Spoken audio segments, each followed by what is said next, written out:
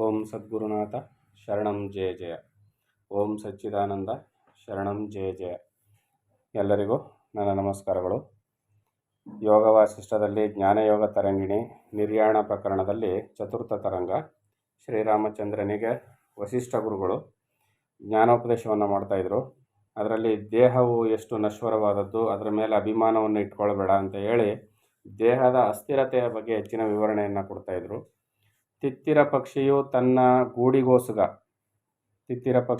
ಗೂಡನ್ನು ಕಟ್ಟೋದಕ್ಕೋಸ್ಕರ ಮೃದುವಾದ ಕೊನೆಗರಿಕೆಗಳನ್ನು ಸಂಗ್ರಹಿಸುವಂತೆ, ಅಂದರೆ ಸಣ್ಣ ಸಣ್ಣ ಎಳೆ ಗರಿಕೆ ಹುಲ್ಲುಗಳನ್ನ ತಗೊಂಡು ಬರುತ್ತಂತೆ ಅದು ಗೂಡು ಕಟ್ಟೋದಕ್ಕೆ. ಯಾಕಂದರೆ ಬಲ್ತಿರೋದಾದರೆ ಕಟ್ಟೋದಕ್ಕೂ ಕಷ್ಟ, ಮುರಿದು ಹೋಗುತ್ತೆ. ಎಳೆ ಗರಿಕೆಗಳನ್ನ ತಗೊಬಂದು ಗೂಡು ಕಟ್ತದಂತೆ. ಸಂಗ್ರಹಿಸುವಂತೆ ಸಮ್ಯಕ್ ದೃಷ್ಟಿ ಉಳ್ಳವನು ನಾಶವಾಗದ ಉತ್ಕರ್ಷವಂ ಗ್ರಹಿಸುವನು. ಸಮ್ಯಕ್ ಜ್ಞಾನ ಉಳ್ಳಂಥ ಜ್ಞಾನಿ ನಾಶವಾಗದೇ ಇರತಕ್ಕಂಥ ಉತ್ಕರ್ಷವಂ ಗ್ರಹಿಸುವನು. ಇಲ್ಲಿ ನಾಶವಾಗದೇ ಇರತಕ್ಕಂಥ ಜ್ಞಾನವನ್ನು ಅವನು ಗ್ರಹಿಸ್ತಾನೆ. ಇದಿಲ್ಲದವನು ಹಗ್ಗದಿಂದ ಎತ್ತಿನಂತೆ ಸಂಸಾರದ ಆಸಕ್ತಿಯಂ ಕಟ್ಟಲ್ಪಡುವನು. ಈ ಸಮ್ಯಕ್ ಜ್ಞಾನ ಇಲ್ಲದೆ ಹೋದರೆ ಏನಾಗುತ್ತೆ ಅಂದರೆ, ಹಗ್ಗದಿಂದ ಎತ್ತುಗಳನ್ನ ಕಟ್ತಾರಲ್ಲ, ಈ ರೀತಿಯಲ್ಲಿ ಆಸಕ್ತಿ ಎಂಬ ವಿಚಾರಗಳಿಂದ ಅವನೇನು ಮಾಡ್ತಾನೆ, ಸಂಸಾರದಲ್ಲಿ ಕಟ್ಟಲ್ಪಡ್ತಾನೆ. ಸಂಸಾರದ ವಿಚಾರಗಳಲ್ಲಿ ಅವನು ಎತ್ತನ ಹಗ್ಗ ಹಾಕಿ ಕಟ್ಟಾಕ್ತಾರಲ್ಲ, ಆ ರೀತಿಯಲ್ಲಿ ಆಸಕ್ತಿಗಳಿಂದ ಇವನು ಸಂಸಾರದಲ್ಲಿ ಕಟ್ಟಿ ಬೀಳ್ತಾನೆ. ಯಾರೂ ಕಟ್ಟೋದಿಲ್ಲ, ಅವನೇ ಕಟ್ಟಿ ಬೀಳ್ತಾನೆ. ಆದ್ದರಿಂದ ನೀನು ಸಮ್ಯಕ್ ದೃಷ್ಟಿಯಂ ದೃಢವಾಗಿ ಹಿಡಿದು ಆಸ್ಥೆ ಇಲ್ಲದೆ ಬುದ್ಧಿಯಂ ಸಂಸಾರದಲ್ಲಿ ವಿಹರಿಸುತ್ತಿರುವನಾಗು. ಬುದ್ಧಿವಂತನಾಗಿ ಸಂಸಾರದಲ್ಲಿ ನೀನು ಜಾಗೃತೆಯಾಗಿ ವಿಹರಿಸು. ಬದುಕಿರುವ ಪರ್ಯಂತ ಜಾಗೃತೆಯಾಗಿ ಜೀವನವನ್ನು ಮಾಡು ಅಂತ ಇಲ್ಲಿ ಗುರುಗಳು ರಾಮನಿಗೆ ಉಪದೇಶವನ್ನು ಮಾಡ್ತಾ ಇರ್ತಾರೆ. ಸಂಸಾರದಲ್ಲಿ ನೀನು ಅವಶ್ಯವಾಗಿ ಮಾಡತಕ್ಕದ್ದಂ ಮಾಡುತ್ತಲೂ ಅವಶ್ಯಕವಲ್ಲದ್ದನ್ನು ಅಪೇಕ್ಷಿಸುತ್ತಲೂ ಹೊರಕ್ಕೆ ಆಸ್ಥೆ ಇಲ್ಲದಿರುವುದರಂ ತೋರ್ಪಡಿಸದೆ ಅಂತರಂಗದೊಳ ಆಸ್ಥೆಯಂ ಬಿಟ್ಟು ವೇಷಧಾರಿಯಂತೆ ವಿಹರಿಸುತ್ತಿರುವನಾಗು. ನೋಡಿ ಯಾವ ರೀತಿ ಸಂಸಾರದಲ್ಲಿರಬೇಕು ಅಂದರೆ, ಸಂಸಾರದಲ್ಲಿ ನೀನು ಅವಶ್ಯವಾಗಿ ಮಾಡತಕ್ಕದ್ದಂ ಮಾಡುತ್ತಲೂ, ಸಂಸಾರದಲ್ಲಿ ಇರಬೇಕು ರಾಮ, ನೀನು ಸಂಸಾರವನ್ನು ಬಿಡ್ತಕ್ಕದ್ದಲ್ಲ. ನೀನು ಸಂಸಾರದಲ್ಲಿದ್ದು ಅವಶ್ಯವಾಗಿ ಮಾಡತಕ್ಕದ್ದಂ ಮಾಡುತ್ತಲೂ ಅವಶ್ಯಕವಲ್ಲದ್ದನ್ನು ಉಪೇಕ್ಷಿಸುತ್ತಲೂ. ಏನು ಹೇಳ್ತಿದ್ರೆ, ಅವಶ್ಯಕವಲ್ಲದನ್ನ ಉಪೇಕ್ಷೆ ಮಾಡು, ನೀನು ನಿರ್ಲಕ್ಷಿಸು, ಅದನ್ನು ಮಾಡುತ್ತಲೂ ಹೊರಕ್ಕೆ ಆಸ್ಥೆ ಇಲ್ಲದಿರುವುದರ ತೋರ್ಪಡಿಸದೆ, ನಿನ್ನೊಳಗೆ ಆಸೆ ಇಲ್ವಲ್ಲ, ನೀನು ವಿರಕ್ತದಿಂದ ಕೂಡಿದೆಯಲ್ಲ, ನನಗೆ ಯಾವ ಆಸೆನೂ ಇಲ್ಲ, ನಾನು ವೈರಾಗ್ಯಶಾಲಿ ಅಂತ ಏನು ನಿನ್ನ ಮನಸ್ಸಲ್ಲಿದೆಯಲ್ಲ, ಅದನ್ನು ಹೊರಗೆ ತೋರಿಸ್ಕೋಬೇಡ. ಅದರಿಂದ ನೀನು ಎಲ್ಲರಂತೆ ಸಂಸಾರಿಯಾಗಿ ಇರು, ಮಾಡತಕ್ಕದ್ದೆಲ್ಲ ಮಾಡುವಂತನೇ ಇರು. ನಿನ್ನೊಳಗಿರ್ತಕ್ಕಂಥ ವೈರಾಗ್ಯವನ್ನು ಹೊರ ಜಗತ್ತಿಗೆ ತೋರಿಸ್ಕೋಬೇಡ. ತೋರ್ಪಡಿಸದೆ ಅಂತರಂಗದೊಳ ಆಸ್ಥೆ ಎಂಬಿಟ್ಟು ನಿನ್ನ ಅಂತರಂಗದಲ್ಲಿ ಆಸೆಗಳನ್ನೆಲ್ಲ ಬಿಡು. ವೇಷಧಾರಿಯಂತೆ ವಿಹರಿಸುತ್ತಿರುವನಾಗು. ವೇಷಧಾರಿಯಂತೆ ವಿಹರಿಸು. ನೀನು ಸಂಸಾರವನ್ನೇ ಕಟ್ಕೊಂಡಿದ್ದಾನೆ ರಾಮ ಅಂತ ಎಲ್ಲರೂ ಅನ್ಬೇಕು. ಏನು ನಮ್ಮಂತೆ ರಾಮನು ಕೂಡ ಸಂಸಾರ ಕಟ್ಕೊಂಡಿದ್ದಾನೆ, ಹೆಂಡತಿ ಮಕ್ಕಳಿಗಾಗಿ ಓದಿಸ್ತಾನೆ, ರಾಜ್ಯಕ್ಕಾಗಿ ಹೊಡೆದಾಡ್ತಾನೆ ಅಂತ ಜನ ಅನ್ಬೇಕು. ಆ ರೀತಿಯಲ್ಲಿ ನೀನು ಕಾಣಿಸ್ಕೋಬೇಕೇ ಹೊರತು ಯಾವುದೇ ಕಾರಣಕ್ಕೂ ರಾಮನಿಗೆ ವೈರಾಗ್ಯ ಬಂದ್ಬಿಟ್ಟಿದೆ, ರಾಮ ಎಲ್ಲವನ್ನು ಬಿಟ್ಬಿಟ್ಟಿದ್ದಾನೆ, ಯಾವುದ್ರ ಮೇಲೂ ಆಸೆ ಇಲ್ಲ, ಅವನು ಮಹಾಜ್ಞಾನಿಯಾಗಿದ್ದಾನೆ, ಅವೆಲ್ಲ ನೀನು ತೋರಿಸ್ಕೋಬೇಡಪ್ಪ. ಎಲ್ಲರಂತೆ ಇರು ನೀನು.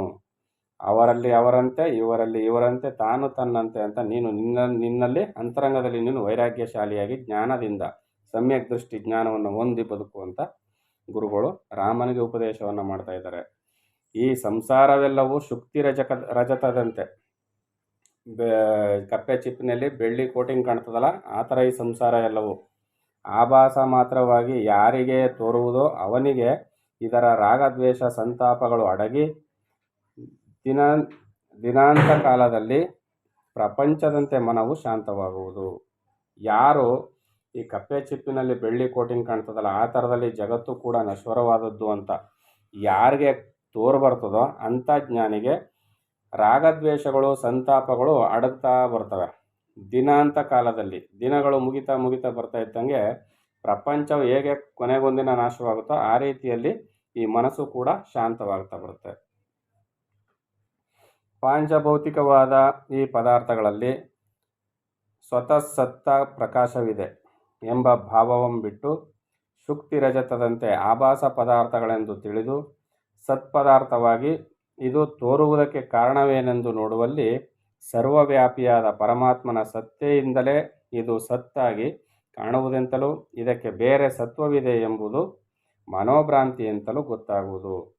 ಮತ್ತು ಅಸತ್ತಾದ ಈ ಜಗತ್ತು ಹೆಂಗೆ ಕಾಣಿಸ್ಕೊಳ್ತಾ ಇದೆ, ಕಾರಣವೇನು ಅಂತಂದರೆ ಇದು ಪರಮಾತ್ಮನೇ ಎಲ್ಲ ಕಡೆ ಆವರಿಸ್ಕೊಂಡಿರೋದ್ರಿಂದ, ಅವನ ಚೈತನ್ಯವೇ ಎಲ್ಲ ಕಡೆ ಕೆಲಸ ಮಾಡೋದ್ರಿಂದ ಇದೇನು ಮಾಡ್ತದೆ, ಕಾಣಿಸ್ಕೊಳ್ತದೆ. ಅಷ್ಟು ಬಿಟ್ಟರೆ ಇದು ಅಸತ್ ಪದಾರ್ಥ. ಸ್ವರೂಪ ಜ್ಞಾನದಿಂದ ಉಂಟಾದ ಭ್ರಾಂತಿಯು ಸ್ವರೂಪ ವಿಚಾರದಿಂದ ಹೋಗುವಲ್ಲಿ. ಈ ಭ್ರಾಂತಿ ಯಾವುದರಿಂದ ಬಂತು ಅಂದರೆ ಸ್ವರೂಪದ ಜ್ಞಾನದಿಂದ ಬಂತು. ಸ್ವರೂಪ ಜ್ಞಾನದಿಂದ ಉಂಟಾದ ಈ ಭ್ರಾಂತಿಯು ಸ್ವರೂಪ ವಿಚಾರದಿಂದ ಹೋಗುವಲ್ಲಿ. ಸ್ವರೂಪದಿಂದ ಉಂಟಾದ ಈ ಪ್ರತಿಫಲನ, ಆತ್ಮನ ಪ್ರತಿಫಲನ ಜೀವನ ಅನ್ನಿಸ್ಕೊಳ್ತದೆ. ಆತ್ಮನ ಸಾಕಾರ ರೂಪು ಜಗತ್ತು ಅನ್ನಿಸ್ಕೊಳ್ತದೆ. ಇದನ್ನು ಸರಿಯಾಗಿ ವಿಚಾರ ಮಾಡೋದ್ರಿಂದ ಏನಾಗುತ್ತೆ, ಅದು ಏನೂ ಇಲ್ಲದಂತೆ ಹೋಗುತ್ತೆ. ಅದರಿಂದ ಸ್ವರೂಪ ವಿಚಾರದಿಂದ ಹೋಗುವಲ್ಲಿ ನಿರ್ಮಲವಾದ ನಿನ್ನ ಮನೋದರ್ಪಣವು ಯಥಾಸ್ಥಿತಿಯಾಗಿ ಪದಾರ್ಥಗಳನ್ನು ಗ್ರಹಿಸುವುದು. ಮನೋದರ್ಪಣ ಅಂದರೆ ಮನಸ್ಸೆಂಬ ಕನ್ನಡಿ, ಅಂತಃಕರಣ ಅಂತ ಅರ್ಥ ಇಲ್ಲಿ. ಮನೋದರ್ಪಣ ಅಂದರೆ ಈಗ ಕನ್ನಡಿಯಲ್ಲಿ ಯಾವ ಪದಾರ್ಥ ಎದುರಿಗೆ ಬರುತ್ತೋ ಆ ಪದಾರ್ಥ ಕಾಣಬರ್ತದೆ. ಹಂಗೆ ಇಲ್ಲಿ ನಿರ್ಮಲವಾದ ನಿನ್ನ ಮನೋದರ್ಪಣವು, ಯಾವನ ಅಂತಃಕರಣ ಪರಿಪೂರ್ಣ ಶುದ್ಧವಾಗುತ್ತೋ ಅವನಿಗೆ ಯಥಾಸ್ಥಿತಿಯಾಗಿ ಕಾಣಿಸ್ತದೆ. ಏನು ಜಗತ್ತು ಅಂದರೆ ಏನು, ಪರಮಾತ್ಮ ಅಂದರೆ ಏನು ಅಂತ. ಅಂತಃಕರಣ ಶುದ್ಧವಿಲ್ಲದ ಜಾಗದಲ್ಲಿ ಏನಾಗುತ್ತೆ, ಎಲ್ಲವೂ ಭ್ರಾಂತಿಮಯವಾಗಿ ಕಾಣಿಸ್ತದೆ. ಅದರಿಂದ ಅಂತಃಕರಣ ಶುದ್ಧಿ ಬಹಳ ಮುಖ್ಯ ಇಲ್ಲಿ. ನಿರ್ಮಲವಾದ ನಿನ್ನ ಮನೋದರ್ಪಣವು ಯಥಾಸ್ಥಿತಿಯಾಗಿ ಪದಾರ್ಥಗಳನ್ನು ಗ್ರಹಿಸುವುದು. ಅಂತಃಕರಣ ನಿರ್ಮಲವಾದ ಅಂತಃಕರಣದಲ್ಲಿ ಏನಾಗುತ್ತೆ, ಯಥಾಸ್ಥಿತಿಯಾಗಿ ಪದಾರ್ಥಗಳು ಕಾಣಬರುತ್ತೆ. ಆಗ ನಾನೇ ಇಲ್ಲದಿರುವಲ್ಲಿ ನನ್ನದೆನಿಸುವ ಪದಾರ್ಥವಿದೆಲ್ಲಿ ಬಂದುದೆಂದು ಆಲೋಚಿಸುವ ನಿನಗೆ ಈ ಸಂಸಾರದ ಆಡಂಬರವೇ ಅನರ್ಥ ಸಾಧಕವಾಗಲಾರದು. ನಿನಗೆ ಈ ಸಂಸಾರ ಅನರ್ಥಗಳನ್ನು ಸಾಧಿಸುವಂಥ ಸಾಧನ ಆಗಲಾರದು. ಯಾವುದು ಅನರ್ಥ ಅಡಗುತ್ತಾ, ಈ ಭ್ರಾಂತಿ ಎಲ್ಲ ಹೋಗುತ್ತೆ ನಿನಗಾಗ. ಆಗ ಈ ಸಂಸಾರವೆಂಬ ಅನರ್ಥ ನಿನಗೆ ಸಾಧಕವಾಗಿ ಬರೋದಿಲ್ಲ. ಅಂದರೆ ಸಂಸಾರದಲ್ಲಿ ನೀನು ದುಃಖವನ್ನು ಪಡೋದಿಲ್ಲ. ಯಾವಾಗ ನಿರ್ಮಲ ಅಂತಃಕರಣದಿಂದ ಜಗತ್ತನ್ನು ನೋಡಿದಾಗ. ಅದರಿಂದ ನೀನು ಅಂತಃಕರಣ ಶುದ್ಧಿಯನ್ನು ಮಾಡು, ನಿರ್ಮಲ ಅಂತಃಕರಣದಿಂದ ಜಗತ್ತನ್ನು ನೋಡು, ಪಾರಮಾರ್ಥವನ್ನು ನೋಡು, ಎಲ್ಲ ಸರಿಯಾಗಿ ಅರ್ಥ ಆಗುತ್ತೆ. ಆಗ ಈ ಸಂಸಾರ ನಿನ್ನನ್ನು ಏನೂ ಮಾಡಲಾರದು, ಆಡಂಬರ ನಿನಗೆ ತಂದುಕೊಡ್ಲಾರ್ದು. ಅಥವಾ ಬ್ರಹ್ಮಭೇದ ದೃಷ್ಟಿಂ ನಾನೇ ಈ ಸ್ವರೂಪದಿಂದ ಪ್ರಕಾಶಿಸುವನೆಂದು ನಿಶ್ಚಯಿಸಿದ್ದಾಗಿಯೂ ಈ ಸಂಸಾರವು ಅನರ್ಥ ಕಾರಣವಾಗಲಾರದು. ಎರಡು ರೀತಿಯಲ್ಲಿ ನೀನು ಜಗತ್ತನ್ನು ನೋಡು. ಒಂದು, ನಿನ್ನ ಅಂತಃಕರಣವನ್ನು ನಿರ್ಮಲ ಮಾಡಿಕೊಂಡು, ನಿರ್ಮಲ ಅಂತಃಕರಣದಲ್ಲಿ ಎಲ್ಲ ಪದಾರ್ಥಗಳನ್ನ ನೋಡಿದ್ರೆ ಪರಮಾತ್ಮನ ಪ್ರತಿಬಿಂಬವೇ ಇವೆಲ್ಲ ಕಾಣ್ತಾ ಇದೆ, ಪರಮಾತ್ಮನಲ್ಲೇ ಅಡಗ್ತದೆ ಅಂತ ಹಂಗಾದರೂ ತಿಳ್ಕೊ. ಇಲ್ಲ ಸರ್ವವು ಬ್ರಹ್ಮವೆಂತಲೂ ಸರ್ವವು ನಾನೆಂತಲೂ ನೀನು ಶಾಸ್ತ್ರಸಿದ್ಧವಾದ ಈ ಎರಡು ಮಾರ್ಗಗಳಲ್ಲಿ ನಿನಗೆ ಸಮ್ಮತವಾದುದನ್ನು ಗ್ರಹಿಸಬಹುದು. ಯಾವುದಾದ್ರು ತಗೋ. ಈಗ ಜ್ಞಾನಿ ಏನು ಹೇಳ್ತಾನೆ, ಈ ಜಗತ್ತು ನಶ್ವರ, ಪರಮಾತ್ಮ ಒಬ್ಬನೇ ಸತ್ಯ, ಜಗನ್ಮಿಥ್ಯ, ಬ್ರಹ್ಮ ಸತ್ಯ ಅಂತ ಹೇಳಿದ್ರೇನು, ಬ್ರಹ್ಮ ಯಾವಾಗಲೂ ಇರ್ತಕ್ಕಂಥದ್ದು ಪರಮಾತ್ಮ. ಜಗತ್ತೇನಾಗಿದೆ, ಈಗ ಕಾಣಿಸ್ಕೊಳುತ್ತೆ, ದೀರ್ಘಕಾಲವಾದ ಮೇಲೆ ಇಲ್ಲವಾಗುತ್ತೆ. ಅದರಿಂದ ಜಗತ್ತು ಮಿಥ್ಯ, ಪರಮಾತ್ಮ ಸತ್ಯ. ಈ ಥರನಾದರೂ ತಿಳ್ಕೊ, ಅದು ಕೂಡ ಜ್ಞಾನಿ ಲಕ್ಷಣವೇ. ಇಲ್ಲ ನಾನು ಸಹಿತ ಸರ್ವ ಜಗತ್ತು ಬ್ರಹ್ಮರೂಪವಾಗಿದೆ, ಏನು ನಾನು ನನ್ನನ್ನು ಒಳಗೊಂಡಂತೆ ಸರ್ವ ಜಗತ್ತು ಬ್ರಹ್ಮರೂಪವೇ ಹೌದು, ನನಗೂ ಜಗತ್ತಿಗೂ ಯಾವ ವ್ಯತ್ಯಾಸವೂ ಇಲ್ಲ. ಈ ಥರ ಪೂರ್ಣ ಜ್ಞಾನದಲ್ಲಾದರೂ ತಿಳ್ಕೊ. ನಾನು ಸಹಿತ ಸರ್ವ ಜಗತ್ತು ಬ್ರಹ್ಮರೂಪವಾಗಿದೆ, ನಾನು ಸಹಿತ ಸರ್ವ ಜಗತ್ತು ಬ್ರಹ್ಮಮಯವಾಗಿದೆ. ಸಮುದ್ರದ ಮಧ್ಯದಲ್ಲಿ ನಾವು ನಿಂತ್ಕೊಂಡು ಎಷ್ಟು ದೂರ ಸುತ್ತ ಕಣ್ಣಾಡಿಸಿದ್ರು ನೀರೇ ನೀರು, ನೀರೇ ನೀರು, ಇನ್ನೇನು ಕಾಣಿಸೋದಿಲ್ಲ, ಎಲ್ಲ ನೀರುಮಯ.